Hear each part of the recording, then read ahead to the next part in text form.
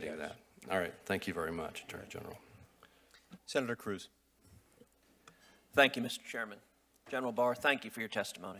And let me start by just saying thank you. You've had an extraordinarily successful legal career. You didn't have to take this job. And you stepped forward and answered the call yet again, knowing full well that you would be subject to the kind of slanderous treatment, the Kavanaugh treatment, that we have seen of senators impugning your integrity. And I, for one, am grateful that you answered that call and are leading the Department of Justice both with integrity and fidelity to law. That is what the nation rightly expects of our Attorney General, and I believe you are performing that very ably. I think this hearing today has been quite revealing to anyone watching it, although perhaps not for the reason some of the Democratic senators intended. One thing that's revealing in the discussion and questions that came up, a word that occurred almost none at all, is the word Russia. For 2.5 years, we heard Democratic senators going on and on and on about Russia collusion. We heard journalists going on and on and on about Russia collusion, alleging, among other things, some using extreme rhetoric, calling the president a traitor. We heard very little of that in this hearing today. Instead, the principal attack that Democratic senators have marshaled upon you concerns this March 27th letter from Robert Mueller. And it's an attack that I want people to understand just how revealing it is. If this is their whole argument, they ain't got nothing. So their argument is as follows, and let me see if I understand it correctly. You initially, when you received the Mueller report, released to Congress and the public a 4-page summary of the conclusions. Then on March 27th, Mr. Mueller asked you to release an additional 19 pages, the introduction and summary that he had drafted.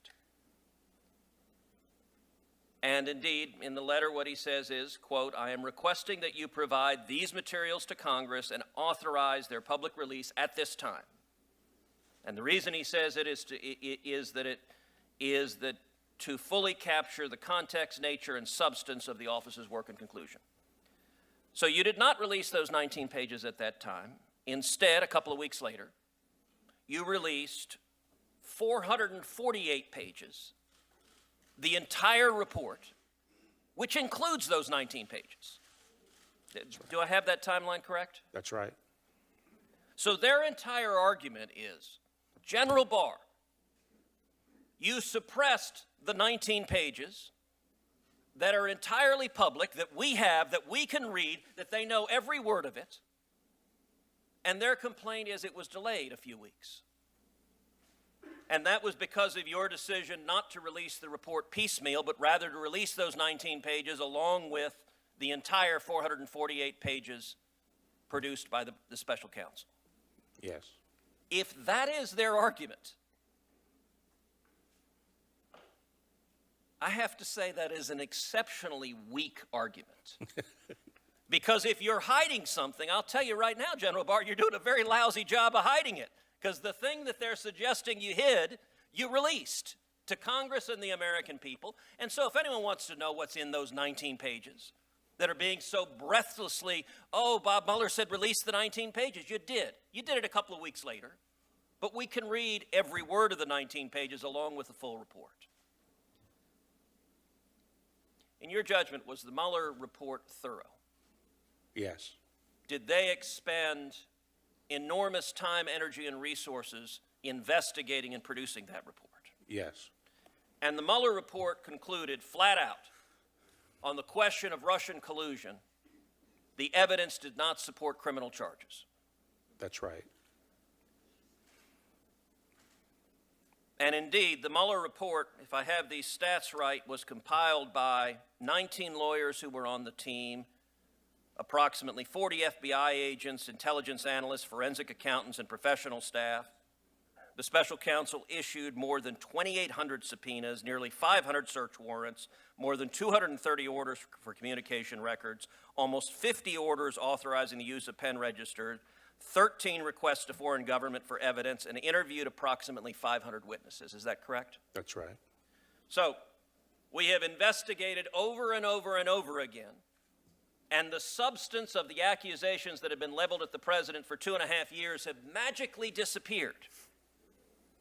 Instead, the complaint is the 19 pages that we can all read that is entirely public, could have been released a few weeks earlier. Oh, the calamity. Let me shift to a different topic, a topic that has been addressed already quite a bit. I believe the Department of Justice under the Obama administration was profoundly politicized and was weaponized to go after political opponents of the president. If that is the case, would you agree that politicizing the Department of Justice and weaponizing it to go after your political opponents is an abuse of power? I think it's an abuse of power regardless of who does it. Of course. Yeah. To the best of your knowledge, when did surveillance of the Trump campaign begin? The position today appears to be that it began in July, but I do not know the answer to the question. It is an unusual thing, is it not, for the Department of Justice to be investigating a candidate for president, particularly a candidate from the opposing party of the party in power? Yes. Do we know if the Obama administration investigated any other candidates running for president? I don't know. Do we know if they wiretapped any other? I guess they were investigating Hillary Clinton for the email thing. Do we know if there were wiretaps? I don't know. Do we know if there were efforts to send investigators in wearing a wire? I don't know. So, General Barr, I would urge, you have had remarkable transparency. You promised this committee you would with regard to the Mueller report. You promised this committee and the American people you would release the Mueller report publicly. You have released the report. Anyone can read it. It's right here. I appreciate that transparency. I would ask you to bring the same transparency to this line of questioning about whether and the extent to which the previous administration politicized the Department of Justice, targeted their political rivals, and used law enforcement and intelligence assets to surveil them improperly.